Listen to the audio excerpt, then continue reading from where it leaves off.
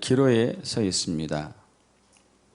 특별히 내년 3월 9일 제 20대 대통령 선거가 있는데 그 20대 대통령을 기점으로 인해 가지고 한국, 대한민국이 다시 한번 자유민주주의로 회복하느냐 아니면 공산사회주의로 완전히 방향을 트느냐 아주 중요한 기로에 서 있습니다. 물론 전적인 하나님의 역사에 달려있죠. 그리고 여기에 있어서 우리 회개만이 주님의 하나님의 마음을 돌이킬 수 있는 유일한 길임을 알고 있습니다. 그래서 2주 전에는 나라와 민족을 살리는 회개에 대해서 세 가지에 대해서 나누었어요. 한국교회 전체가 참여해야 된다. 여러분 이제 매일 우리 2시에서 4시 회개 기도하고 있는데 여러분 젊은 사람도 회개해야 돼요. 그렇지 않으면 죽어요.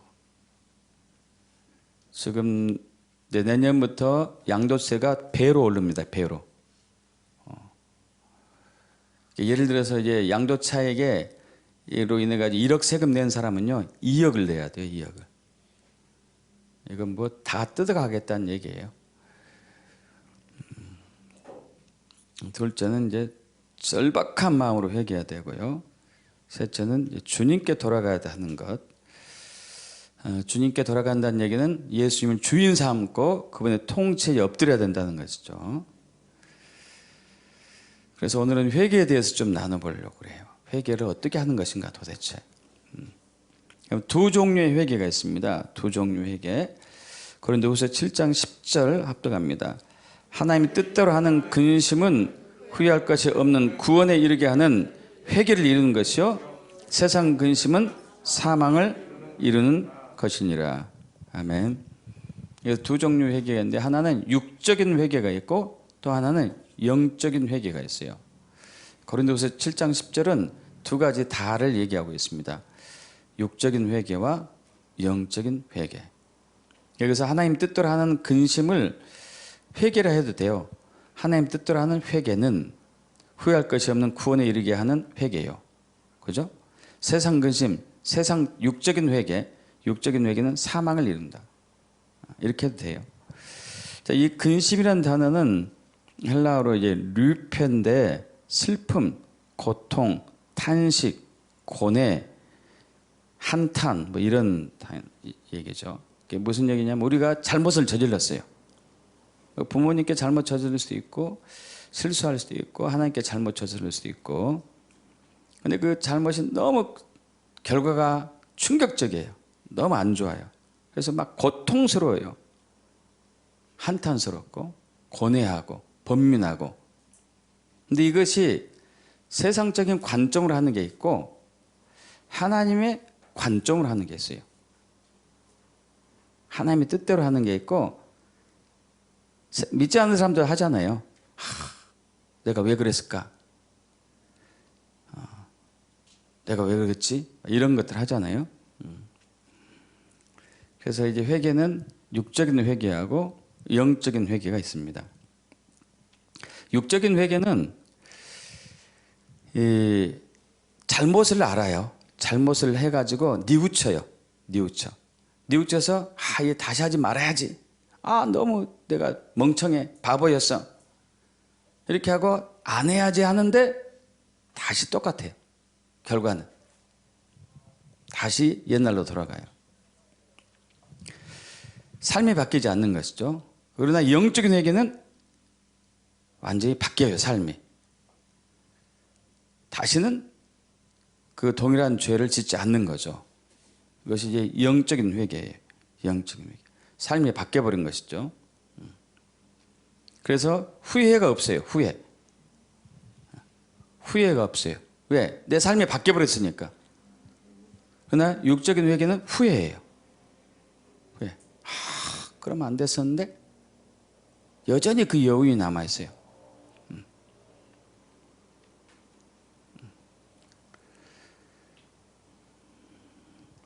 그렇다면 육적인 회개가 잘못된 거냐? 그러지는 않습니다.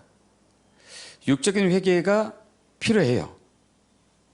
육적인 회개에서 영적인 회개로 가야 돼요. 육적인 회개에서 영적인 회개로 넘어가야 돼요. 지금 한국 교회가 잘못된 것을 알고 목회자들이 잘못된 것도 알고 한국의 교회들이 잘못된 것을 알고 오래전부터 기도하는 사람들이 있어요. 회개 기도. 오래전부터 기도하는 사람이 있습니다. 그래서 그 회개 기도를 계속 해왔던 사람들을 이번에 다시 초청하고 있습니다. 다시 초청하고 있어요. 2017년에도 그들을 초청했거든요. 초청. 또 다시 초청하고 있어요. 근데 그 중에 일부는 그래요. 우리 회개 다 해봤다. 오랫동안 회개해봤다. 근데 쓸데가 없더라. 기운만 빠지더라. 변한 거 하나도 없더라.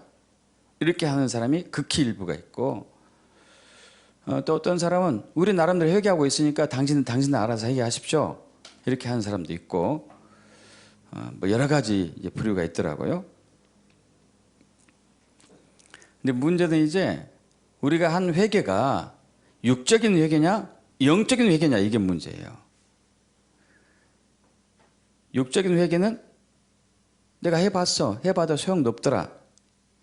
이렇게 갈 수밖에 없습니다. 왜? 삶이 바뀌지 않았고 한국의 교회가 바뀌지 않았기 때문에.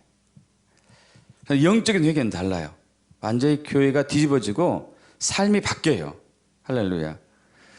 우리는 이 회개를 해야 돼요.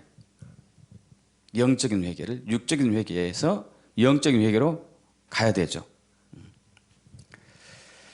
여러분, 이제 다윗이 여러분 잘 아시다시피 이 이스라엘 역사상 굉장히 가장 위대한 왕이었잖아요.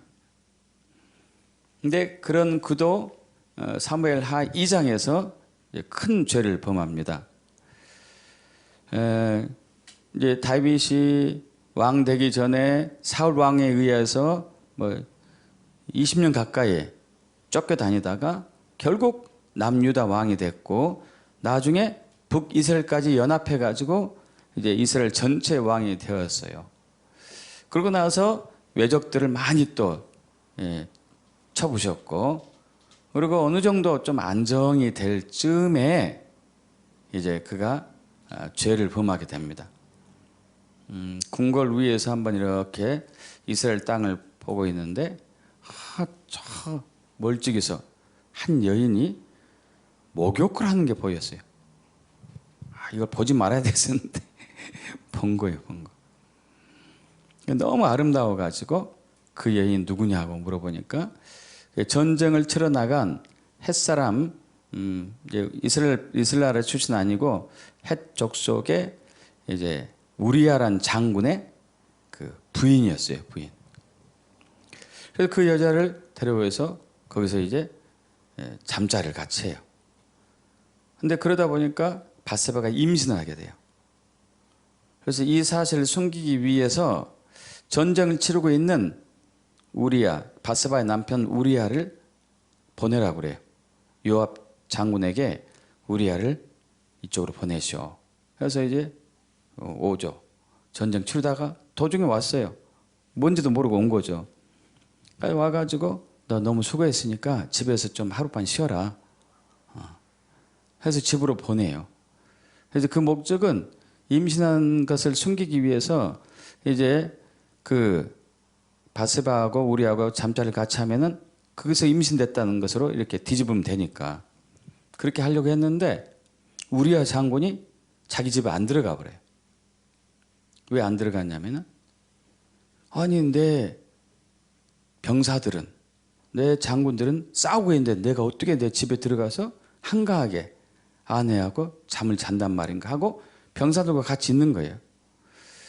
그래서 다시 이제 다윗이 우리아를 불러가지고 안 되겠다. 애가 술을 먹여, 술을 먹이고 알딸딸한 기분에 가게끔 만들어요. 근데도 우리아가 안 가요. 안 가고 병사들과 같이 잠을 자죠. 그래서 우리아 편에다가 편지를 씁니다. 이것을 요압 장군에게 보게 해라. 밀봉된 편지를 줘. 내용이 뭐냐면은 요압 장군이요, 우리아가 싸울 때 맨 앞에서 싸우게 하고 싸우는 척 하다가 우리아를 빼고 다 뒤로 후퇴하시오.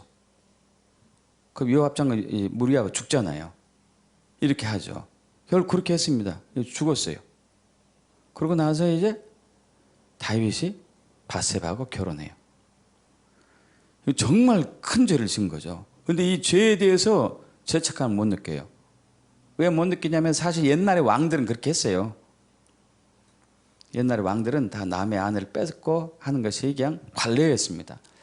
그래서 다 그렇게 사니까 큰 죄를 느끼지 못하죠. 큰 죄인 줄. 근데 그때 나단 선지자가 와가지고 이제 하나님께서 책망하죠. 그래서 무슨 얘기를 하냐면 왕이시여, 한 성읍에 두 사람이 있는데 한 사람은 굉장히 부자고 한 사람은 굉장히 가난합니다. 이 부한 사람은 소와 양이 심이 많은데 가난한 사람은 자기가 기르는 암양 새끼 한 마리뿐입니다. 그래서 그 암양 새끼 한 마리하고 같이 먹고 같이 자고 그렇게 애지중지 키우고 있는데 이 부자 그 집에 어떤 이제 나그네가 오니까 그 사람을 대접하기 위해서 자기 집에 있는 수많은 양이나 염소를 잡은 게 아니고 그 가난한 사람 집에 있는 암양 새끼를 잡아서 잔치를 벌였소이다. 왕은 어떻게 하겠습니까? 그러니까 이제 다윗이 대노해 가지고 누구냐? 내가 죽여버릴 거다. 이렇게 이제 하죠. 그러니까 이제 나단 선지자가 바로 당신이요. 그런 거예요. 당신이요. 바로 당신이요. 그때 이제 다윗이 회개를 해요. 내가 하나님께 큰 죄를 범했구나. 우리아와 밧세바에게 큰 죄를 지었구나. 근데 이 다윗의 회개가 두 종류를 이렇게 보이고 있더라고요. 시편 51편은 다윗의 회개한 글이거든요. 다윗이 회개한 글인데, 자, 다윗이 이제 제가 이렇게 해봤습니다. 시편 51편 1절, 2절, 3절, 4절, 5절, 7절, 9절에는 이렇게 얘기해요. 하나님이여, 주의 인자를 따라 내게 은혜를 베푸소서. 주의 많은 긍휼을 따라 내 죄악을 지워주소서. 나의 죄악을 말갛게 시키시며 나의 죄를 깨끗이 제하소서. 물은 나는 내 죄가를 아오니 내 죄가 항상 내 앞에 있나이다. 내가 주께만 범죄하여 주의 목전에 악을 행하였사오니 주께서 말씀하실 때 의로우시다 하시고 주께서 심판하실 때 순전하시다 하리이다. 내가 죄악 중에서 출생하였으며 어머니가 죄 중에서 나를 잉태하였나이다. 우슬초로 나를 정결하게 하소서. 내가 정하리이다. 나의 죄를 씻어주소서. 내가 눈보다 희리이다. 주의 얼굴을 내 죄에서 돌이키시고 내 모든 죄악을 지워주소서 하고 이제 회개를 계속하는 거예요. 침상이 막 눈물로 요를 적실 정도로 회개를 엄청나게 합니다. 근데 이렇게 했을 때 다윗은 회개가 육적인 회개에서 영적인 회개로 이렇게 들어가고 있는 것이 보여요. 자, 51편 동일한 건데, 자, 51편 6절, 10절, 12절, 13절, 16, 17절에 이렇게 해요. 보소서 주께서는 중심이 내면에 진실함을 원하시오니 내게 지혜를 은밀히 가르치시리이다. 하나님의 내 속에 정한 마음을 창조하시고 내 안에 정직한 영을 새롭게 하소서. 나를 주 앞에서 쫓아내지 마시며 주의 성령을 내게 거두지 마소서. 주의 구원의 즐거움을 내게 회복시켜 주시고 자원하는 심령을 주사 나를 붙드소서. 그러면 내가 범죄자에게 주의 도를 가르치리니 죄인들이 주께 돌아오리이다. 주께서는 제사를 기뻐하지 아니하시다니 그렇지 아니하면 내가 드렸을 것이라. 주는 번제를 기뻐하지 아니하시나이다. 하나님께서 구하신 제사는 상한 심령이라. 하나님이여 상하고 통회하는 마음을 주께서 멸시하지 아니하시리이다. 자, 이건 다 내면으로 들어가고 있어요. 내면으로. 영으로, 마음으로 애통하며 통회하며 탄식하고 고통스러운 회개를 하고 있는 것이죠. 이거 영적인 회개죠. 그러니까 16절에 또 특별한 말씀이 나오는데 주께서는 제사를 기뻐하지 아니하시나니 그렇지 않으면 내가 드렸을 것이나 주는 번제를 기뻐하지 아니하시나이다. 여러분, 주님은 제사와 번제를 원하셨어요. 근데 여기서 다윗은 이 얘기를 하지 않고 있어요. 왜냐하면 자기 마음이 자기가 너무 죄중에 있기 때문에 이 죄 있는 상태에서 번제와 제사를 드린들 무슨 의미가 있겠냐 이거죠. 우리가 죄가 가득 차 있는데 교회에서 예배하면은 하나님 무엇을 받겠는가 이거예요. 바로 우리가 죄를 잔뜩 지고 있는데 11절 하면 하나님 받겠냐 이거지. 그래서 이것을 통회하고 애통해하고 그런 이제 마음을 갖고 있는 것이죠. 이와 비슷한 아주 유사한 거의 같은 맥락을 신약 성경에서 볼 수 있습니다. 신약 성경에서 누가복음 15장에서 볼 수 있어요. 누가복음 15장에서 탕자의 회개인데, 그러면 누가복음 15장에는 세 가지 비유가 나와요. 100마리 양 중에서 한 마리를 잃어버린 그것에 대해서 나오죠. 자, 이것은 왜 얘기하냐면은 이제 예수님 당시에 이스라엘 백성들은 선민 사상이 있기 때문에 그 자기들은 의인이라고 얘기했습니다. 의인이라고 여기고 절대 죄인들하고 같이 식사를 하거나 같이 얘기도 안 했습니다. 이방인은 완전 죄인이기 때문에 같이 식사하거나 그들과 접촉도 하지 않았고, 말은 할지 모르지만 식사는 절대 안 했어요. 그리고 또 자기 나라 백성이다 하더라도 창녀나 세리, 세무공무원, 당시 세무공무원은 그 로마에 빌붙어 가지고 이스라엘 백성으로부터 세금을 떼가는 편이었기 때문에 죄인이라고 얘기했습니다. 그리고 이제 남에서부터 이렇게 장애자로 태어난 사람들, 나병 환자들, 이런 사람들을 완전 죄인이라고 얘기했어요. 그들과 접촉도 안 했습니다. 근데 예수님은 그들과 같이 다니고 그들과 식사도 하고 그들 치료하고 막 그러는 거예요. 그러니까 이제 바리새인과 서기관들이 막 수근수근 하는 거죠. 야, 이 사람 죄인들과 같이 다니고 있네? 어찌 이런 사람이 의인인가? 저 사람도 죄인이니까 그러지. 막 이런 식으로 얘기합니다. 그러자 예수님께서 이제 세 가지 비유를 말씀하죠. 어떤 사람에게 양 100마리가 있는데 한 마리를 잃어버렸다 하자. 그러면은 그 양을 찾으러 다니지 않겠느냐? 양을 찾았으면은 사람들을 불러다 모으고 야, 나 잃어버린 양을 찾았다 하고 잔치를 벌이지 않겠느냐? 이와 마찬가지로 죄인 한 사람이 회개하면은 하늘에서 회개할 것 없는 의인 아홉 모업으로 말미암아 기뻐하는 것보다 더 하나님 기뻐하신다 이런 거죠. 하나님이 죄인 하나가 회개하는 것을 얼마나 기뻐하는지 아느냐 이런 얘기죠.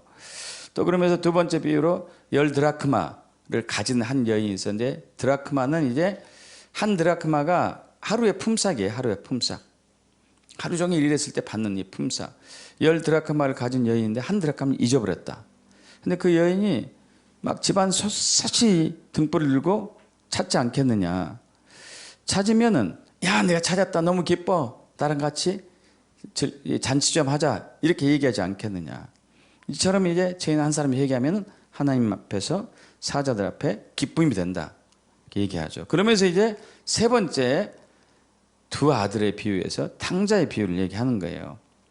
어떤 사람이 두 아들이 있는데 둘째 아들이 아버지한테 유산을 미리 받아가지고 나에게 줄 유산을 미리 주세요 하고 이제 그 유산을 받아서 먼 나라에 가서 허랑방탕하게 막 술 마시고 여자들과 놀고 도박하고 이러면서 완전히 탕진됐단 말이에요. 그래가지고 더 이상 이제 자기는 돈이 수중에 한 푼도 없기 때문에 남의 집에 종살이를 하는데, 종살이도 얼마나 지독한 종살이를 하냐면은 그 집주인이 그 주인이 이 사람에게 먹을 것을 주는데 돼지가 먹는 먹이를 주는 거예요. 사료 준 거예요. 사료. 지금 말하면 사료.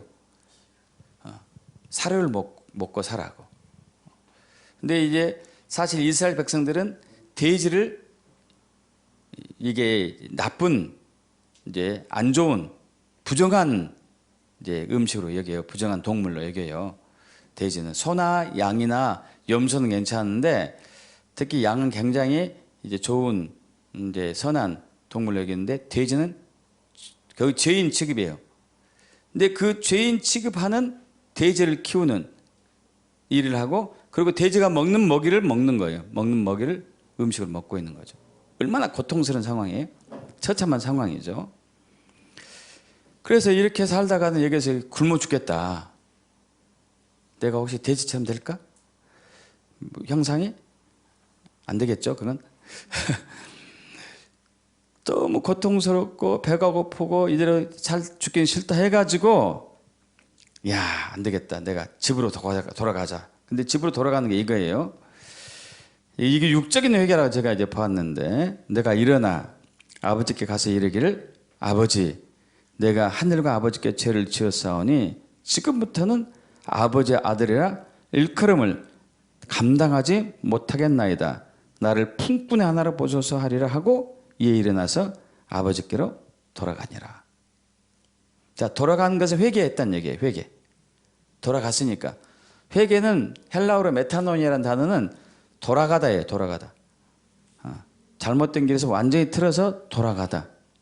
바른 길로 돌아가는 것이죠. 그래서 이 탕자가 자기 집으로 돌아가는 회개를 합니다. 회개를 하는데 이건 아직 육적인 회개예요. 육적인 회개. 자, 그러자 이제 아버지가 어떻게 받아들였을까요? 누가복음 15장 20절에서 24절까지 합독해 볼까요? 아직도 거리가 먼데 아버지가 그를 보고 측은히 여겨 달려가 목을 안고 입을 맞추니 아들이 이르되 아버지, 내가 하늘과 아버지께 죄를 지었사오니 이제부터는 아버지 아들의 일컬음을 감당하지 못하겠나이다 하나 아버지는 종들에게 이르되 제일 좋은 옷을 내어다가 입히고 손에 가락지를 끼우고 발에 신을 신기라. 그리고 살찐 송아지를 끌어다가 잡으라. 우리가 먹고 즐기자. 이 내 아들은 죽었다가 다시 살아났으며 내가 잃었다가 다시 얻으라 하시니 그들이 즐거워하더라. 자, 여러분, 여기서 우리 두 가지를 좀 비교를 해봐요. 자, 탕자가 어떤 마음으로 집으로 가고 있죠? 어떤 마음으로 가고 있어요? 야, 이게 정말 내가 잘못했다. 안 되겠구나. 여기서 죽느니 차라리 아버지 집에 가서 종살이로 해야 되겠다. 아버지 집에 가서 종살이로 해서 죽음을 면해야 되겠다. 아버지 집에 먹을 것이 많으니까 아버지 집으로 가야 되겠다 하고 이제 가는 거죠. 종이라도 좋다. 탕자의 마음은 그거예요. 종이라도 좋습니다. 종이라도 좋습니다. 자, 탕자 입장에서 아버지는 어떻게 보였어요? 이게 중요해요, 여러분. 자, 봐요. 탕자 입장에서 아버지를 어떻게 생각하고 있어요? 아버지는 나를 혼낼 거야. 아버지는 나를 때릴 거야. 이럴 수도 있겠죠. 그래서 내가 정말 잘못된 짓을 했기 때문에 나는 아버지가 너 그래. 너 종으로 살아. 넌 내 자식이 아니야. 이래도 달갑다 나는. 이 마음이단 말이에요. 이 마음. 그죠? 이 마음. 근데 아버지가 하나 행동은 뭐였죠? 아버지는 저기서 이제 저 산기슭에서 돌아오는 그 아들을 보고 그 먼 거리를 달려갔단 말이에요. 달려가서 목을 안고 입을 맞추고 막 그러는 거죠.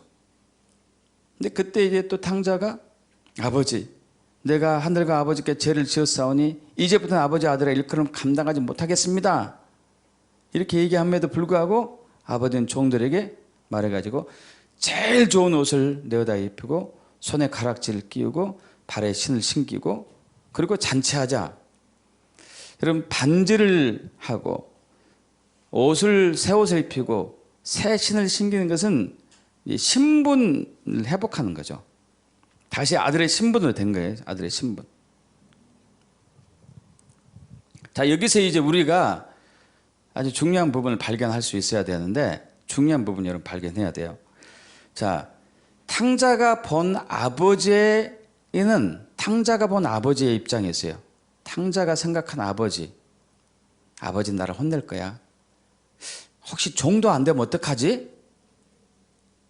그럴 수도 있겠죠, 그죠? 쫓아버리면 어떡하지? 이런 것도 있을 수 있을 거예요.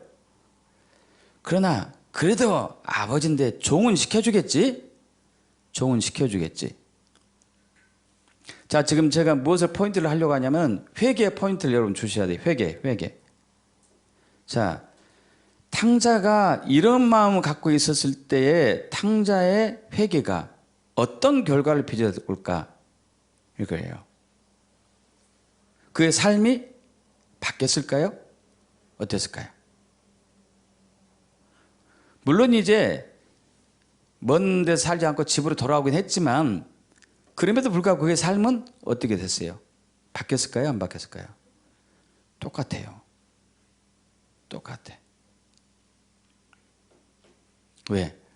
탕자는 아버지에 대해서 아직 잘 몰라. 여러분 이해되세요? 아버지를 몰라요.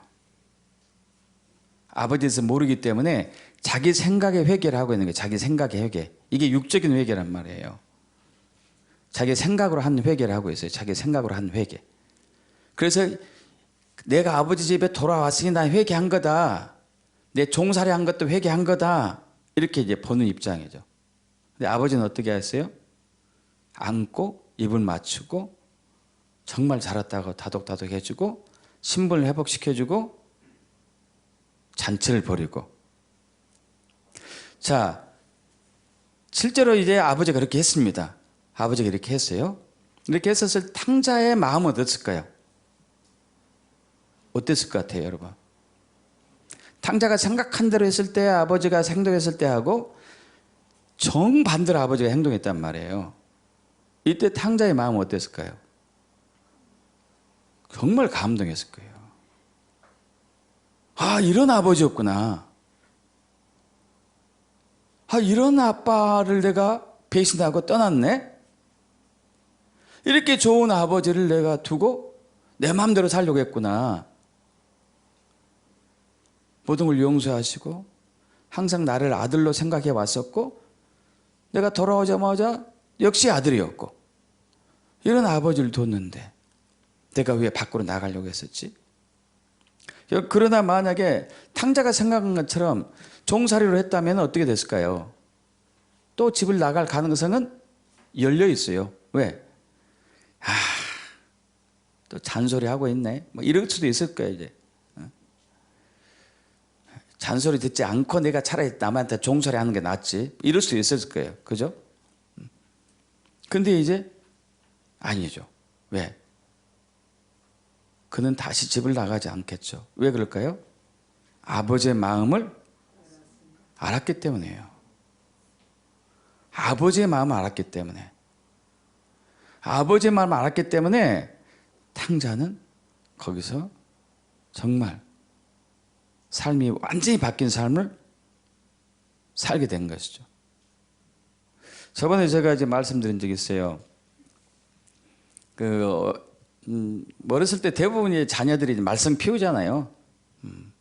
말 안 듣고 고집 피우고 공부 안 하고 놀러 다니고. 그러면 이제 부모님이 경고를 하죠. 경고. 저는 이제 주로 어머니가 경고를 하고 매를 때렸는데 항상 너 3번 잘못하면 똑같은 거 3번 하면 안 알지? 얻어 터진다. 항상 이거 있어요. 2번은 경고 받죠. 2번까지 뺀질뺀질해요. 뺀질뺀질. 3번 때 잘못하면은 얻어 터지죠. 근데 한 번 또 크게 잘못했는데 그때 또 부르시더라고요. 무릎 꿇고 앉아서 이제 거기에 숙여 있었었죠. 그랬더니 오늘 또 몇 대 맞을까? 옛날에는 할머니가 피우던 곤방대, 곤방대는 옛날에 이제 끝이 노수로 됐어, 노. 그걸로 터져가지고 이게 이제 터졌어요, 이게. 그래서 여기다 이제 옛날에는 된장 바르고 그랬다니까요. 약이 없으니까 된장 바르고 그 담배 이렇게 풀어가지고 담배 쫙 찍어 바르고 그래요, 이렇게. 그래서 이번엔 뭘로 때리실지 막 이렇게 하고 있는데 가만히 계시더라고요. 그래서 이제 눈을 살짝 들어보니까 울고 계세요. 울고 울고 있네. 울고 계시네. 오, 제 마음이 그때 무너지더라고요. 와. 차라리 때리지.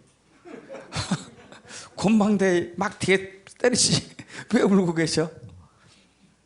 너무 아픈 거예요. 제가 또 이제 그때 그렇게 되니까. 저도 울었다니까요. 야단 맞으면서 운 적은 처음이지. 저도 눈물이 나오더라고. 아, 이거 어머니 마음이구나. 어머니가 이렇게 내가 말썽 피울 때마다 이렇게 아파했구나. 이렇게 힘들어했구나. 이렇게 슬퍼했구나. 이게 딱 전달되는 거예요. 그때부터는 나쁜 짓 못하겠더라고요. 그때부터는 못된 짓 못하겠어요. 그래서 아유, 정신 바짝 차려야 되겠다. 정신 차려서 공부해야 되겠다. 하고 이제 그때 돌이켰다니까요. 그때 또만 얻어 터졌다면 저는 계속 말썽 피웠을 거야. 근데 어머니가 딱 우는 걸 벗을 보고 제 마음이 무너졌어요. 너무 슬프고 힘들었어요. 여러분, 우리의 회개는 아버지 하나님의 마음을 알 때야 진짜 일어나요. 우리가 주여 제가 이런 죄를 잘못했습니다. 미안합니다. 죄송합니다. 용서해 주세요. 한데 똑같아. 1년 전에도 그러고 10년 전에도 그러고 지금도 그러고 똑같아. 여러분 그러지 않습니까? 항상 똑같아. 그 자리에 그 자리. 왜? 육적인 회개에 그쳤기 때문에. 우리 회개는 영적인 회개로 가야 되는데, 영적인 회개라는 얘기는 아버지의 마음을 내가 갖는 거예요. 그래서 온전한 회개에 대해서 고린도후서 7장 10절에서 11절에 이렇게 얘기합니다. 합독합니다.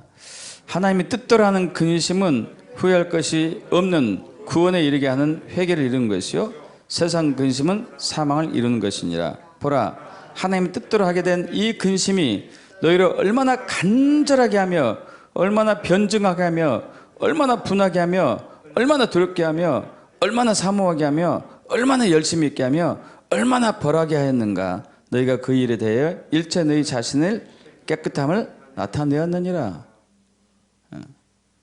하나님의 마음을 알게 된 회개. 우리는 회개할 때 회개의 영을 부어달라고 그러잖아요. 그것은 바로 하나님의 마음이 부어지는 거예요. 하나님의 마음. 내가 너를 얼마나 애통하게 생각하고 있는지 아냐? 너가 죄를 질 때마다 얼마나 내 마음이 슬픈지 아느니? 이 마음이 부어지는 거예요. 이 마음이. 그러니까 간절함이 솟구치는 거예요. 간절함. 이제 다시는 내가 죄를 짓지 않을 거야. 죄를 지으면 안 되지. 사모하고 열심히 있게 하고 깨끗하게 하고. 믿습니까, 여러분? 그래서 온전한 회개는 성령이 역사해야 돼요. 회개의 영이 역사하는 거죠. 시편 51편 17절, 이사야 62장 66장 2절 합독합니다. 하나님께서 구하신 제사는 상한 심령이라. 하나님이여 상하고 통회하는 마음을 주께서 멸시하지 아니하시리이다. 나 여호와가 말하노라. 내 손이 이 모든 것을 지었으므로 그들이 생겼느니라. 물은 마음이 가난하고 심령이 통회하며 내 말을 듣고 떠는 자, 그 사람 내가 돌보려니와. 이것을 회개에 대해서 주님이 이렇게 얘기해요. 상한 심령. 상한 심령. 영이 상해. 영이 애통해. 영이 애통한 것은 우리 힘으로 안 돼요. 우리의 히든, 숨겨진 사람이기 때문에 이건 안 돼요. 우리는 육으로 할 수는 있어요. 육으로. 마음까지 회개할 수 있는데 영으로는, 우리 힘으로는 영은 안 돼요. 영. 왜? 영은 하나님에 속해 있기 때문에 하나님의 마음을 내 영이 받아야 돼요. 하나님의 마음을 내 영이 받아야 됩니다. 그래서 로마서 8장 26절에 이와 같이 성령도 우리 연약함을 도우시나니 우리는 마땅히 기도할 바를 알지 못하나 오직 성령이 말씀을 탄식으로 우리를 위해 친히 간구하시느니라. 그래. 성령이 말할 수 없는 탄식으로 막 우리를 간구하고 있어요. 우리가 죄를 지을 때마다 성령이 탄식하는 거예요. 탄식. 애통해하고 막 아파하고 성령님께서 그분이 하나님이신데, 근데 이것이 우리의 영으로 전달돼야 돼요. 전달. 그래서 우리의 마음이 애통하게 되고 우리의 심령이 상하게 되고 마음이 가난하게 되고 하는 거죠. 이렇게 할 때에 회개가 완성이 된단 말이에요. 회개가 완성이 돼요. 아버지 하나님의 마음을 알 때가 회개가 완성이 되는데, 호세아 6장 1절에서 3절 합독합니다. 오라 우리가 여호와께로 돌아가자. 여호와께서 우리를 찢으셨으나 도로 낫게 하실 것이요 우리를 치셨으나 싸매어 주실 것임이라. 여호와께서 이틀 후에 우리를 살리시며 셋째 날에 우리를 일으키시니 우리가 그의 앞에서 살리라. 그럼 우리가 여호와를 알자. 힘써 여호와를 알자. 여러분 1절 2절은 회개를 얘기하고 있어요. 그죠? 회개를 얘기하고 있잖아요. 회개. 돌아가자 회개잖아요. 여호와께서 찢었어요. 그러나 도로 낫게 해줄 거야. 여호와께서 치셨어요. 싸매 주실 거야. 여호와께서 이틀 후에 우리를 살리시고 제3일째 우리를 일으키실 것이다. 그런데 3절에 이렇게 뭐라고 그러죠? 우리가 여호와를 알자. 힘써 여호와를 알자. 왜 이 얘기가 들어갔을까요? 그래야지 진짜 회개가 일어나니까. 아버지의 마음을 알아야지만이 진짜 회개가 일어나요. 그렇지 않으면 육적인 회개로 끝쳐요. 육적인 회개로 끝이고, 나 회개 많이 했었어 그동안. 얼마나 많이 회개했는데. 나처럼 회개하는 사람이 있으면 나와보라 그래. 이게 자랑하든지, 회개해봤자 별로 쓸데도 없대. 낙심하든지. 둘 중에 하나가 되겠죠. 그러나 회개를 통해서 하나님이 역사할 때까지, 하나님께서 하나님의 마음을 우리 마음에 부어줄 때까지, 성령님께서 우리 마음에 하나님의 아픈 마음을 줄 때까지 회개했을 때는 완전히 돌이킬 수가 있단 말이에요. 그랬을 때 이제 주님이 우리를 회복하시는데, 자 다시 한번 호세아 6장 1절에 3절 오라 우리가 여호와께로 돌아가자. 여호와께서 우리를 찢으셨으나 도로 낫게 하실 것이요 우리를 치셨으나 싸매어 주실 것임이라. 여호와께서 이틀 후에 우리를 살리시며 셋째 날 우리를 일으키시니 우리가 그의 앞에 살리라. 3절 합독합니다. 그러므로 우리가 여호와를 알자. 힘써 여호와를 알자. 그의 나타나시는 새벽빛같이 어김없나니 비와 같이 땅을 적시는 늦은 비와 같이 우리에게 임하시리라. 그래서 주님을 알고 완전히 회개하니까 하나님이 오셨단 말이에요. 할렐루야. 그 부흥으로 된 거죠. 부흥으로. 주님이 오셨기 때문에. 그래서 우리는 그 회개의 영이 임할 때까지, 아버지의 마음이 우리에게 부어질 때까지는 계속 육적인 회개를 할 수밖에 없어요. 그건 어쩔 수 없습니다. 근데 육적인 회개에서 그치면 안 돼요. 거기서 만족해서도 안 되고, 주님이 오실 때까지 하셔야 돼요. 주님이 오실 때까지. 저번에 이제 그 황교안 장로님께서 그렇게 하셨어요. 그분이 1년 2개월 동안 주님 앞에 머물러 있었어요. 계속 머물러 있는데 주님이 어느 날 회개형으로 임하셨어요. 그러니까 죄목을 30몇 가지를 나열했어요. 제목만 30몇 가지. 그 밑에 하부적인 죄는 얼마나 많겠어요. 작은 책 한 권을 쓸 정도로. 그래서 계속 애통하게 할 수밖에 없었죠. 그래서 그분은 지금 이제 한국교회 여기저기 다니면서 회개를 전하고 있어요. 왜? 자기의 삶이 바뀌었기 때문에 이제. 그래서 온전한 회개가 일어났을 때, 영적인 회개를 통해서 아버지의 마음을 깨닫고 온전한 회개가 일어났을 때 부흥으로 일어나요. 부흥. 우리나라 1907년 1월 14일 평양의 대부흥이 바로 그 결과예요. 그때 이제 평양 장대영교회, 산정영교회, 남산영교회 뭐 여러 군데 교회에서 부흥이 일어났습니다. 그건 대표적으로 이제 장대영교회의 부흥만 알고 있지만 그렇진 않아요. 여러 군데에서 일어났어요.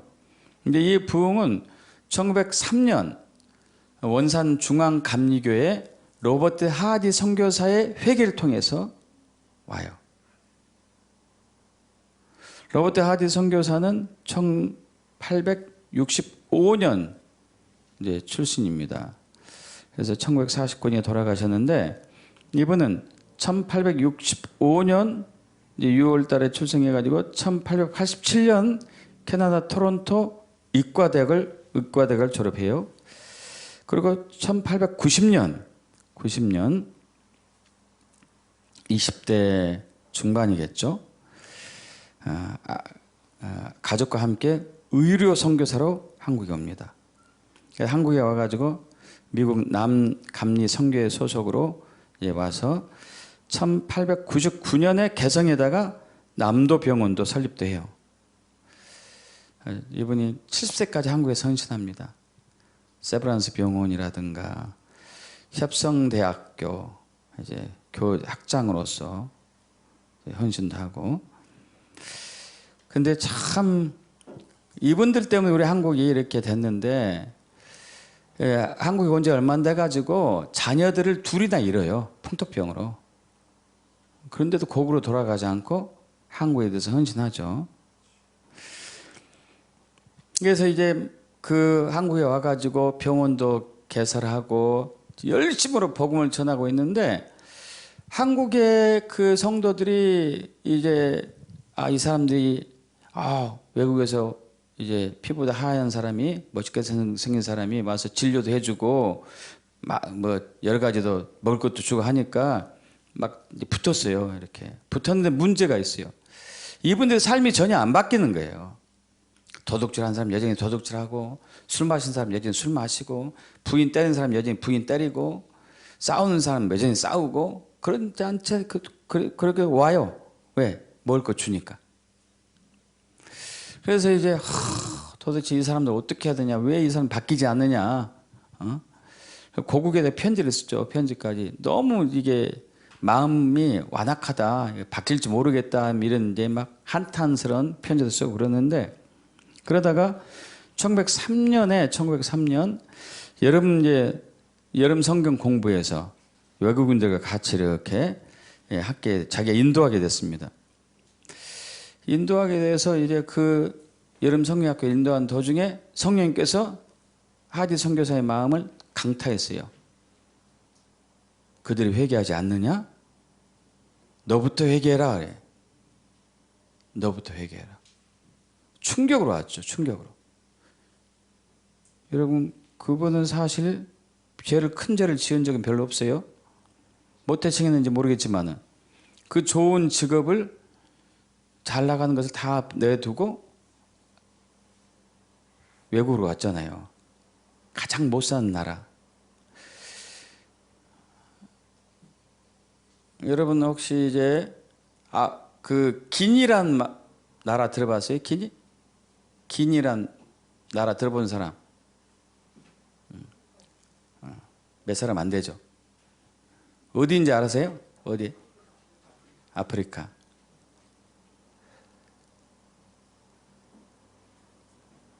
지금 당시는요, 한국에 대해서 아무도 몰랐어. 아무도.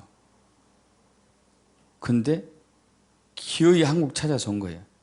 찾아가지고 온 거예요. 찾아가지고. 한국을 복음화시키기 위해서. 그리고 자녀를 둘씩 잃어가면서.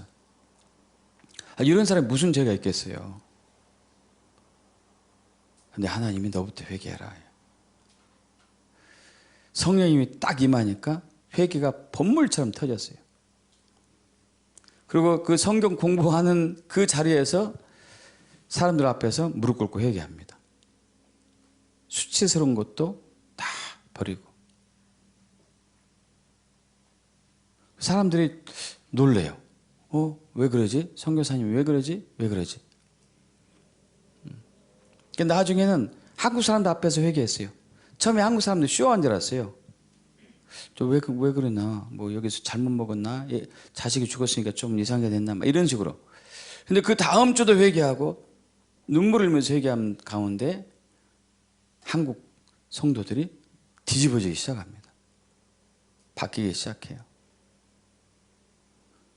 어떤 사람은 막 회개하죠. 제가 언제 며칠 날 그 부잣집 들어가서 뭘 훔쳐왔다. 또 자기는 이제 그 자기 친한 그 친구가 죽었어요. 근데 친한 친구가 죽을 때 그 친한 친구가 자기 아내에게 주라고 뭔가 돈을 좀 줬어요. 근데 그것을 일부는 주고 일부는 안 줬어요. 이걸 회개하고 막 모든 죄를 다 통회하면서 회개하고 눈물을 흘리면서 뒤집어진 거죠. 근데 이것이 여기서 끝나지 않고 원산에서 점점 퍼져서 이제 북녘 땅, 남한 전체 해서 당시에 만여 명의 이상의 사람이 몇 년 동안 회개합니다. 만여 명이라면 지금으로 얘기하면 수백만 명이에요. 수백만 명. 지금으로 기준으로 따진다면. 그리고 그 회개를 통해 가지고 1907년에 대부흥으로 임해요. 대부흥으로. 이 부흥이 이제 시작돼 가지고 우리나라 전역이 복음화가 되고 해방 때 무려 30만 명이 예수를 믿게 되고 그 중에 한 사람이 이승만 대통령이요. 할렐루야.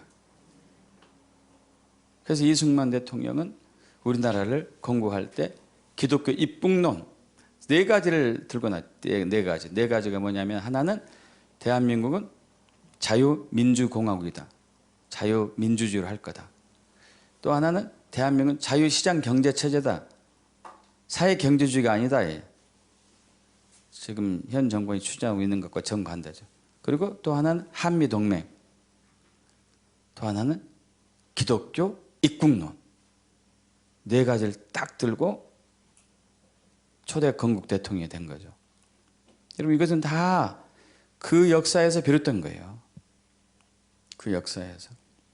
그래서 우리나라가 이렇게 이제 회복되고 부흥이 된 거죠. 근데 지금 이제 우리는 이 시점에 다시 와 있습니다. 우리가 어떤 회개를 하느냐, 어떤 회개를 하느냐가 중요해요. 하나님은 한국을 향한 명확한 계획이 있어요. 한국을 통해서 열방의 국가들을 회복하고 열방의 국가들을 함께 이스라엘이 정렬되어서 주님 오신 길을 준비하는 마지막 시대의 선두주자로 강력한 부르심이 대한민국에 있습니다. 굉장히 중요하죠. 굉장히 중요해요.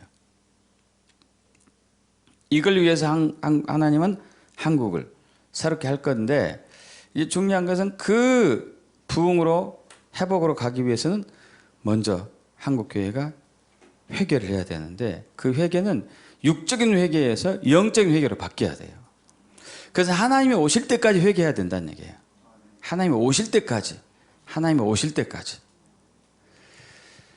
1904년 영국 웨일즈 부흥을 일으킨 주역 중에 한 사람이 이반 로버츠라는 사람인데 이분은 13살 때 하나님께 부르심 받아요. 13살 때. 그가 이제 집안이 가난해가지고 13살 나이에도 남들은 학교 가는데 이 소녀는 탄광촌에서 일을 했어요. 탄광촌에서 일을 하고 끝나고 나면은 집으로 돌아가지 않고 교회 가서 2시간씩 기도했어요. 무려 13년간. 그리고 13년 되던 해에 1904년 10월 31일 영국의 남부 쪽에 있는 작은 마을 웨일즈에서 모리아 교회에서 부흥이 터지죠. 13년간 주님께 머물러 있었어요. 그래서 우리 한국 교회도 이제 주님이 오실 때까지 돼요. 회개의 영을 부어줘서 우리가 그분에게 돌아갈 때까지 계속 회개해야 돼요. 계속 회개해야 돼요. 그리고 주님이 찾아오시면은 회복해요. 우리가 요월할자 힘써 요월할자 그에 나타나는 새벽빛같이 어김없나니 비와 같이 땅을 적신 늦은 비와 같이 우리에게 임하시리라. 우리가 주님께 돌아갔었을 때 우리가 온전히 주님께 회복되었을 때 그것은 우리가 아버지의 마음을 만질 때예요. 회개의 영이 부어져가지고 아버지의 마음 만져질 때 우리가 주님께 돌아갈 수 있어요. 그 전까지는 육적인 회개뿐이 할 수밖에 없습니다. 그것도 귀해요. 육적인 회개도 좋습니다. 육적인 회개에서 그치면 안 돼요. 계속 가야 돼. 계속 가서 주님이 딱 마음을 만지면 완전히 삶이 바뀌고 성령이 임하고 부흥이 터지는 거죠. 그렇게 되게 축복합니다. 그런 한국교회가 될 것을 믿습니다. 다 같이 일어나실까요?